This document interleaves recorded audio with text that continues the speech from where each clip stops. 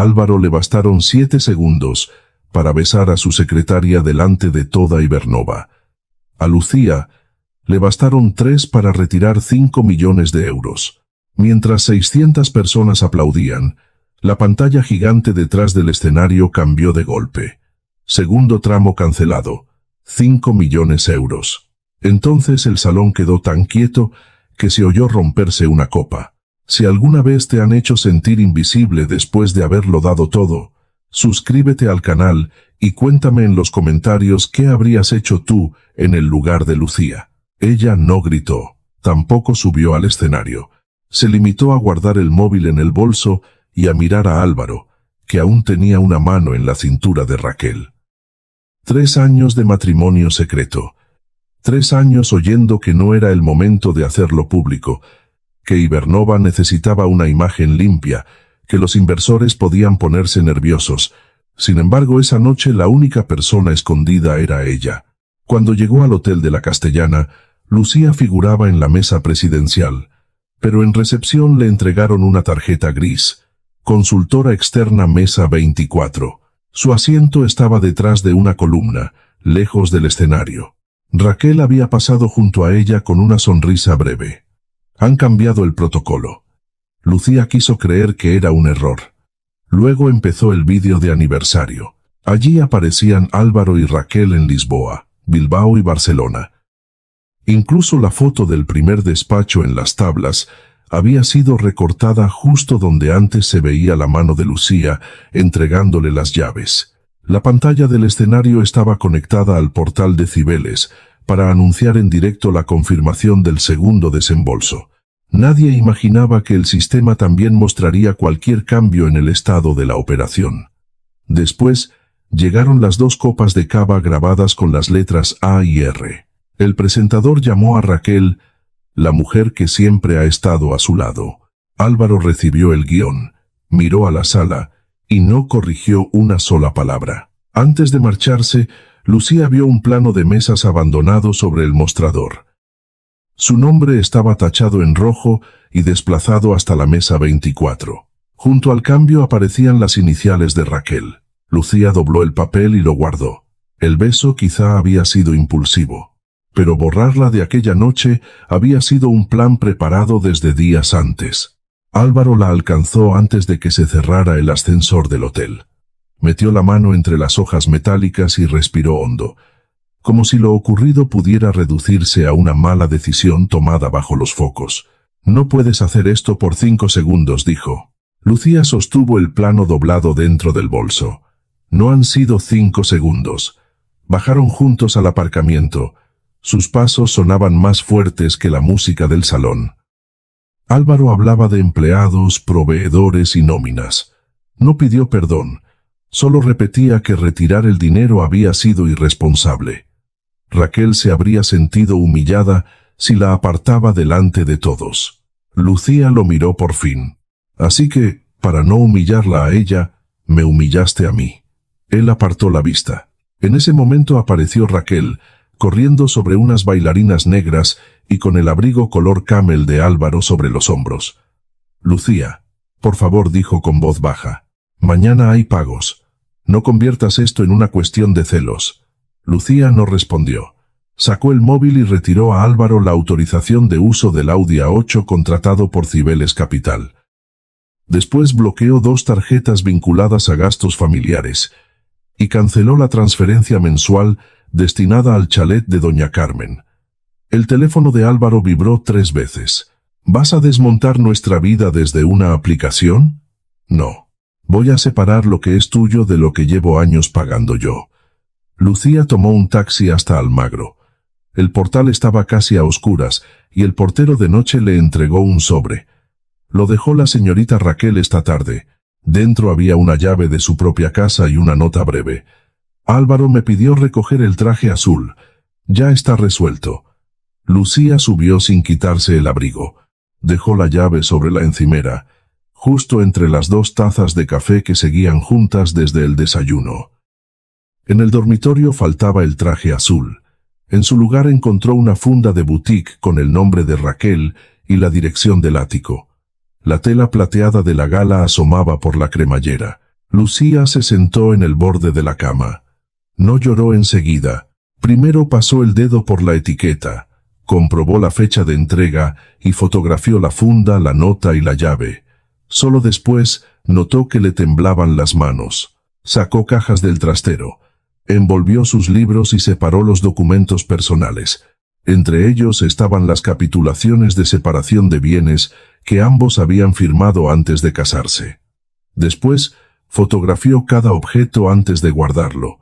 No tocó nada que perteneciera a Álvaro. Él llegó cerca del amanecer. Al ver las cajas, dejó las llaves en el recibidor con un golpe seco. ¿Te vas sin escucharme? Lucía colocó la llave de Raquel delante de él. Ella entra aquí cuando quiere. No creo que notes mi ausencia. Álvaro miró la funda del vestido y frunció el ceño. Fue por trabajo. No conviertas cada detalle en una prueba. Lucía cerró la última caja.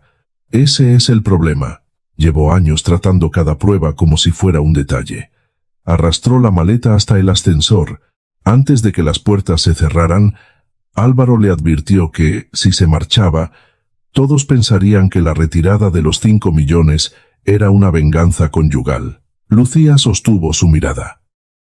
Entonces tendrán que aprender la diferencia entre una esposa herida y una inversora engañada. 10 minutos después, Ibernova publicó un comunicado. Incidencia técnica temporal con un socio financiero. Álvaro no solo quería borrar el beso, también estaba empezando a borrar quién era Lucía. El domingo, a las 2:45, Lucía llegó al chalet de La Moraleja con la sensación de entrar en una casa que ya no reconocía. Había olivos junto a la entrada, 2 coches en la grava y olor a tortilla recién hecha escapando de la cocina. Maruja le abrió la puerta y bajó la mirada al ver la carpeta de documentos que Lucía llevaba apretada contra el pecho. La esperan en la terraza. Doña Carmen estaba sentada bajo el toldo, con una Rebeca beige sobre los hombros. A su derecha, Álvaro removía un café que no bebía. A su izquierda, Raquel colocaba platos de ensaladilla rusa como si supiera dónde guardaban cada cubierto. Nadie explicó por qué estaba allí. «Siéntate», dijo doña Carmen. «Esto puede resolverse sin más escándalos». Lucía ocupó la única silla libre al otro extremo de la mesa. Habían preparado tortilla, croquetas y una botella de verdejo. Todo parecía una comida familiar, salvo por el silencio y por la mujer que llevaba meses ocupando su lugar sin que nadie la llamara por su nombre verdadero. Doña Carmen empujó una carpeta verde hacia ella. «Firma esto y podremos calmar al banco, a los proveedores y a los trabajadores». Dentro había una adenda contractual. El texto pretendía convertir la inversión de Cibeles Capital en una ayuda patrimonial entre cónyuges. También obligaba a Lucía a mantener disponible el segundo tramo de 5 millones, mientras Ibernova cerraba el proyecto de Milán. Lucía no leyó cada cláusula. Buscó primero la fecha. 6 días antes de la fiesta. Levantó la vista. ¿Ya estabais preparando esto antes del beso? Álvaro dejó la cucharilla sobre el plato. Era una medida preventiva. ¿Preventiva contra qué? ¿Contra la posibilidad de que yo dejara de obedecer? Raquel intervino con una calma estudiada. Contra una reacción emocional que pudiera perjudicar a la empresa. Lucía apoyó 2 dedos sobre la carpeta. La voz de Raquel era suave, pero la frase estaba afilada. No hablaba como una empleada. Hablaba como alguien con derecho a administrar la conducta de la esposa. Doña Carmen perdió la paciencia. No dramatices. Durante años has ayudado a Álvaro. Ahora solo te pedimos que formalices lo que ya hacías. No es lo mismo ayudar que renunciar a mis derechos. Una mujer casada no cuenta cada euro, respondió doña Carmen. Sostiene a su marido cuando toca. Lucía miró a Álvaro. Esperó que corrigiera a su madre. Él solo dijo: «Si firmas tendremos margen para arreglar lo demás». «¿Lo demás es Raquel?» Álvaro no contestó. Lucía cerró la carpeta y la devolvió. «No voy a firmar un documento preparado a mis espaldas». Doña Carmen apretó los labios. «Entonces no digas después que no te advertimos de las consecuencias». La frase no sonó a preocupación. Sonó a promesa. Lucía se levantó. Maruja apareció con su bolso y le acercó un chal porque el aire se había enfriado. Mientras esperaba el taxi junto a la verja, el móvil de Álvaro sonó en la terraza. Era una videollamada. Él respondió sin darse cuenta de que Lucía aún podía verlo desde el camino. En la pantalla apareció un socio italiano. Saludó a Álvaro y al ver a Raquel detrás de él, sonrió con familiaridad. «Señora Montalvo, qué alegría verla otra vez». Raquel se quedó inmóvil. Álvaro cortó la llamada demasiado rápido. Lucía no dijo nada. Solo miró la carpeta verde que doña Carmen seguía sujetando. El documento demostraba que querían retener su dinero. Aquella llamada demostraba algo peor. Desde hacía meses, estaban ensayando una vida en la que ella ya no existía. El lunes por la mañana, Lucía recibió la primera llamada antes de terminar el café. Era la fundadora de una pequeña empresa tecnológica a la que Cibeles llevaba 2 años apoyando. «Necesito preguntarte algo incómodo», dijo. «¿Es verdad que has retirado la financiación de Ibernova por una pelea con tu marido?» Lucía dejó la taza sobre el plato. A través de la ventana del piso de Argüelles, la ciudad seguía como si nada. Un autobús frenó junto a la acera. Alguien bajó una persiana. Un repartidor apoyó cajas de fruta frente a un bar. «No ha sido una pelea», respondió. «Pero entiendo por qué lo preguntas». La mujer le envió una captura de LinkedIn. El texto hablaba de capital emocionalmente inestable y de inversores que castigan empresas por conflictos privados. No citaba a Lucía, pero debajo aparecía una fotografía borrosa de ella saliendo del hotel. Al pie, alguien había escrito: «Cuando el dinero duerme en la misma cama que el poder, todos pagamos el divorcio». Lucía apagó la pantalla. No le dolió que un desconocido la insultara. Le dolió reconocer la versión de Álvaro detrás de aquellas palabras. Aquella tarde, el daño llegó más cerca. En el chat interno de Ibernova, empezó a circular un audio de 12 segundos con su voz. «Retiradlo todo. Que aprendan». La frase pertenecía a una conversación privada con Irene sobre las tarjetas, el coche y los pagos de la moraleja. Alguien había cortado el resto. Los mensajes de los empleados se multiplicaron. Algunos preguntaban si cobrarían a final de mes. Otros decían que una empresa no podía depender del enfado de la mujer del jefe. Lucía escuchó el audio 3 veces. No buscó una excusa. Buscó el ruido del fondo. Se oía el pitido breve del asistente del coche de Álvaro. Aquel sonido apuntaba a que la grabación se había hecho dentro de su coche y que alguien cercano a Presidencia había tenido acceso al archivo original. Irene Beltrán, la abogada de Lucía, quería enviar varios requerimientos esa misma noche. Lucía negó con la cabeza. «Si respondemos solo con abogados, confirmaremos la historia que están contando». Abrió el ordenador y revisó las previsiones de caja de Ibernova, que todavía conservaba como inversora. Sin el segundo tramo, la empresa podía pagar salarios, pero el proyecto de Milán absorbería casi toda la liquidez disponible. Entonces entendió por qué Álvaro repetía tanto la palabra nóminas. No temía dejar de pagarlas de inmediato. Quería que los trabajadores sintieran que Lucía era responsable del riesgo. Al día siguiente, Lucía propuso al Consejo una línea puente para cubrir 2 meses de salarios y cotizaciones a la Seguridad Social. El Consejo la aceptó, después de que el comité de empresa aprobara que el dinero permaneciera en una cuenta intervenida. Solo podría utilizarse para nóminas, y nunca para proveedores, viajes o expansión. Lucía explicó la medida ante el comité de empresa en una sala pequeña de Las Tablas. No habló de su matrimonio. «No voy a financiar decisiones que no controlo», dijo. «Pero tampoco voy a permitir que se utilice a los empleados como escudo». Raquel estaba sentada al fondo, con una carpeta blanca sobre las rodillas. Esperó hasta el final para intervenir. «El proyecto de Milán necesita una reserva esta semana. Podríamos transferir una parte y reponerla antes de las nóminas». El interventor cerró el documento. «No, esta cuenta no pertenece a Presidencia. Solo protege salarios». La frase cayó con más peso que cualquier acusación. Varios representantes de los trabajadores miraron a Raquel. Ella sonrió, pero ya no parecía segura. Al salir, Lucía encontró en su teléfono un mensaje de Marta Ferrer, la directora financiera. «Necesito hablar contigo. No por el beso. Por la contabilidad». Lucía leyó la frase 2 veces. Hasta entonces había pensado que intentaban obligarla a volver.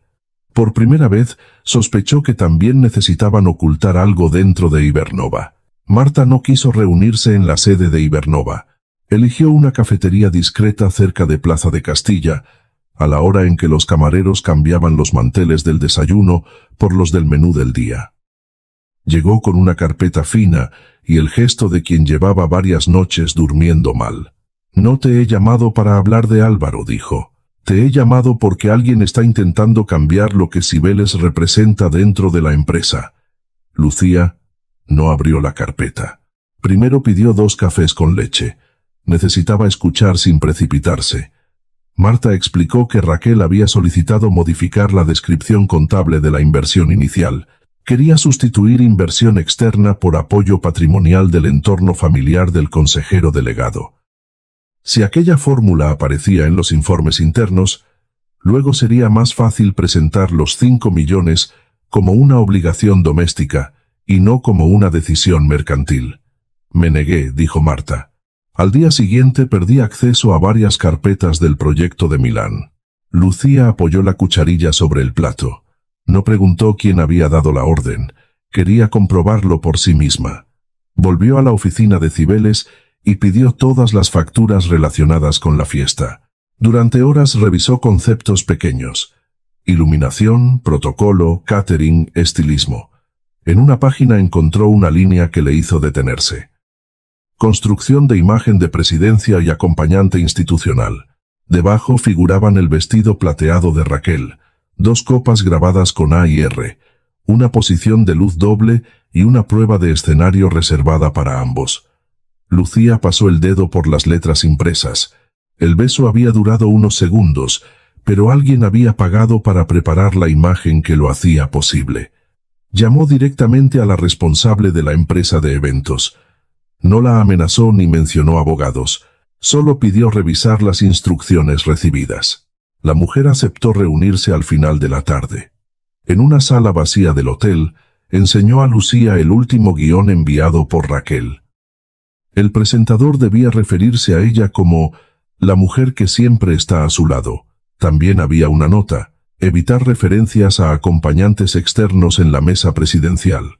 «¿Álvaro vio esto?», preguntó Lucía. La responsable abrió el registro de envío. El correo había sido entregado a Raquel y a Álvaro la víspera de la gala. Los dos lo habían abierto. Lucía observó la hora exacta junto al nombre de su marido. Las 22:17. Aquella noche él le había escrito desde el sofá: «No te quedes despierta, mañana será un día largo». Mientras Lucía confiaba en él, Álvaro había leído el programa que la borraba. Marta le entregó después el registro de permisos. Su acceso financiero había sido limitado desde una cuenta administrativa vinculada a Presidencia la mañana siguiente a su negativa. Lucía colocó sobre la mesa el plano de la mesa 24, la factura de A y R y la impresión del correo abierto por Álvaro. Por primera vez no vio incidentes separados. Vio una secuencia. Primero la apartaron del acto. Después construyeron a Raquel como pareja institucional. Luego intentaron convertir el dinero de Cibeles en una obligación matrimonial. Cuando Lucía se resistió, utilizaron a los empleados para presionarla. No era una infidelidad que se había descontrolado. Era una estrategia que dependía de que ella siguiera pagando en silencio. Lucía pidió una auditoría independiente y dio al Consejo 48 horas para aceptarla. Si se negaban, Cibeles cerraría toda negociación. Esa misma noche, Álvaro apareció en la oficina con un sobre color marfil. Lo dejó frente a ella. «Es una solución razonable». Dentro había una oferta: un asiento para Lucía en el Consejo y el traslado de Raquel a Lisboa durante 6 meses. A cambio, los 5 millones debían liberarse de inmediato. Lucía levantó la vista. Álvaro todavía creía que podía comprar su silencio con una silla. Una silla que siempre debió ocupar sin tener que pagarla. Lucía abrió el sobre y leyó 2 veces la misma condición. 5 millones de euros a cambio de una silla en el consejo y 6 meses de distancia para Raquel. Álvaro permaneció frente a ella, convencido de que aquella oferta resolvería el problema. ¿De verdad crees que esto es lo que siempre he querido?, preguntó Lucía. La oferta le dolió porque revelaba hasta qué punto él seguía sin entenderla. Lucía nunca había querido una silla comprada con silencio. Había querido que su marido la reconociera cuando nadie le obligaba. ¿Y nuestro matrimonio? Álvaro se pasó una mano por la nuca.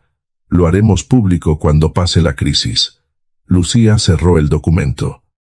La crisis existe porque llevas años esperando un buen momento para decir la verdad. Él se inclinó sobre la mesa. Si no firmamos antes del viernes, Milán se cae. Los socios se irán y cientos de personas pagarán por esto. No, pagarán por tus decisiones. Álvaro golpeó el borde del sobre con un dedo. Te estoy ofreciendo poder real. Me estás ofreciendo una compensación. Lucía abrió la puerta del despacho.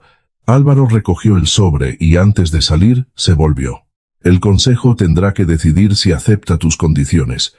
Y no creo que esté dispuesto a apartarme para satisfacerte. Cuando la puerta se cerró, Lucía apoyó las manos sobre la mesa. Durante unos segundos le faltó el aire. Había amado a aquel hombre cuando no tenía oficina, chofer ni titulares.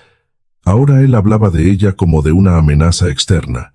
Se sirvió agua, pero dejó el vaso intacto junto al sobre. Al día siguiente, Lucía envió sus condiciones al consejo. Cibeles no reactivaría el contrato antiguo. Solo estudiaría una nueva inversión si Álvaro dejaba temporalmente la dirección ejecutiva. El proyecto de Milán era revisado. Marta recuperaba sus accesos y cualquier relación personal con impacto empresarial quedaba declarada. La cuenta de salarios seguiría fuera del control de presidencia. No pidió privilegios. Pidió reglas que también limitaran su propio poder. La respuesta llegó esa tarde. El consejo convocaba una reunión extraordinaria. Raquel cambió de estrategia en cuanto recibió la notificación. Presentó un escrito diciendo que todas sus decisiones de protocolo, comunicación y acceso habían sido ejecutadas por orden de Álvaro. Añadió que había actuado bajo presión y temía convertirse en la única responsable. Álvaro reaccionó horas después. En un correo al consejo, afirmó que Raquel había excedido sus funciones por motivos personales y usado su cercanía para crear una imagen nunca autorizada. Por primera vez, dejaron de protegerse. Empezaron a salvarse el uno del otro. Esa noche, Álvaro apareció en el portal del piso de Argüelles. No llevaba flores ni documentos. Solo tenía la camisa arrugada y el rostro cansado. Lucía bajó porque no quería que subiera. Se sentaron en un banco frente a los árboles del parque. Una pareja mayor paseaba un perro y, desde una terraza cercana, llegaba olor a café tostado. Durante un rato ninguno habló. Raquel encajaba bien en las reuniones, admitió él. Los socios la conocían. Era fácil. ¿Y yo qué era? Álvaro bajó la vista. Tú eras lo importante. Lucía sintió una tristeza seca. Entonces me escondiste para proteger lo accesorio. Él dijo que nunca había pensado dejarla, que Raquel solo representaba una imagen útil, que todo se había descontrolado. Lucía negó despacio. No se descontroló. Lo controlaste mientras te convenía. Álvaro le pidió que no asistiera a la reunión extraordinaria. Aquella petición confirmó su miedo. Lucía se levantó del banco. Mañana no voy como tu mujer. Él la miró, pálido. Entonces, ¿cómo qué? Como la persona a la que intentaste dejar sin nombre, sin lugar en su propia casa y sin derecho sobre su propio dinero. Cuando Lucía se alejó hacia el portal, el móvil de Álvaro vibró. Era un mensaje de Raquel. Ella no alcanzó a leerlo, pero vio cómo él palidecía al abrirlo. El mensaje que había hecho palidecer a Álvaro era breve. Raquel acababa de comunicarle que entregaría al consejo todas las conversaciones que había guardado entre ambos. La reunión extraordinaria comenzó a las 9, en una sala sin ventanas del edificio de las Tablas. No había periodistas, ni copas, ni música. Solo una mesa larga, botellas de agua cerradas y un silencio que obligaba a escuchar hasta el roce de una carpeta. Lucía llegó con Irene, pero se sentó sola. Álvaro ocupó la cabecera. Raquel estaba al otro lado, acompañada por su abogada. No se miraron. El presidente del consejo pidió explicaciones sobre el cambio de protocolo, la difusión del audio y la relación entre presidencia y Raquel. Álvaro habló primero. Dijo que Raquel había excedido sus funciones. Aseguró que nunca autorizó que se presentara como pareja, que ignoraba el cambio de mesa y que el beso fue una reacción torpe ante la presión del público. Lucía no lo interrumpió. Sacó del bolso la tarjeta gris de la mesa 24 y la dejó frente a ella. ¿Recibiste el programa definitivo la noche anterior? Álvaro apretó la mandíbula. Recibo cientos de correos. ¿Lo abriste? La auditora giró la pantalla. Junto al nombre de Álvaro aparecía la hora de lectura. 22:17. Él bajó la vista. Abrir un correo no significa aprobar cada detalle. Raquel soltó una risa breve. Tú dijiste que Lucía no debía sentarse en la mesa presidencial. Álvaro giró hacia ella. No te pedí que la humillaras. Me pediste que evitara preguntas sobre vuestra situación personal. La abogada de Raquel intentó frenarla, pero ella ya había entregado una copia certificada de las conversaciones a la auditora antes de entrar. La pantalla mostró varios mensajes después de comprobarse que procedían de su cuenta corporativa. Lucía no debe aparecer en la mesa principal. Hasta cerrar Milán, no podemos provocar una ruptura pública. Necesito que el entorno entienda quién está conmigo en los actos. Nadie habló durante unos segundos. Álvaro miró a Raquel con furia. Has sacado frases de contexto. Como el audio de Lucía, respondió ella. La sala cambió. Lucía levantó los ojos. Fue Álvaro quien palideció. Yo no ordené cortar ninguna grabación. Raquel se volvió hacia él. Tú dijiste que había que arrinconarla hasta que pagara. Su propia abogada cerró los ojos. Desde ese momento, las explicaciones empezaron a destruirse unas a otras. Álvaro negó haber autorizado el uso del dinero de nóminas. Raquel recordó que él había insistido en salvar Milán por cualquier vía. Raquel negó haber diseñado sola la imagen A&R. La empresa de eventos confirmó que ambos aprobaron la prueba de escenario. Marta habló al final. Colocó sobre la mesa la solicitud de cambiar inversión externa por apoyo patrimonial familiar y explicó que su acceso financiero fue limitado al día siguiente de rechazarla. El presidente del consejo respiró hondo. Esto ya no es un conflicto matrimonial, es un problema de gobierno corporativo. Lucía sintió que aquellas palabras no reparaban nada, pero colocaban la culpa donde correspondía. La votación fue secreta. Durante 15 minutos, nadie se movió.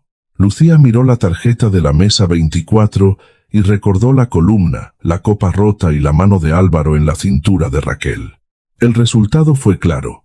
Álvaro quedaba suspendido durante 6 meses, sin sueldo variable, sin capacidad para representar a Ibernova en Milán, y con su regreso condicionado a una nueva votación después de la auditoría.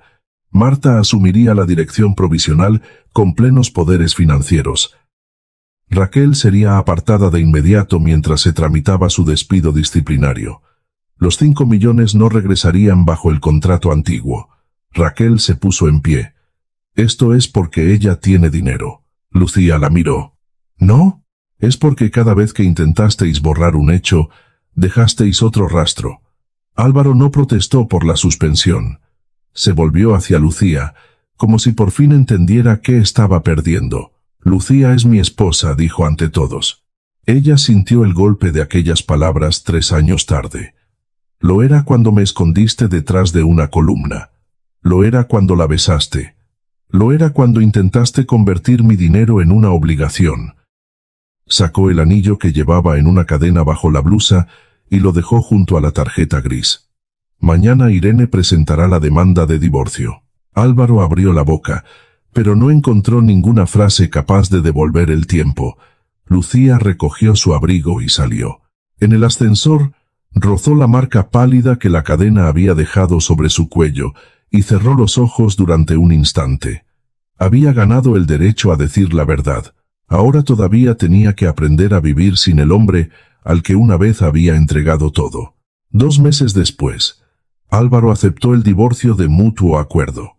No lo hizo por dignidad, sino porque ya no podía sostener la misma versión ante el consejo, los empleados y su propia familia.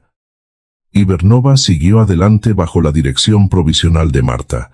El proyecto de Milán se redujo. Raquel fue despedida por alterar comunicaciones internas, exceder sus funciones y utilizar recursos de Ibernova para construir una falsa imagen institucional.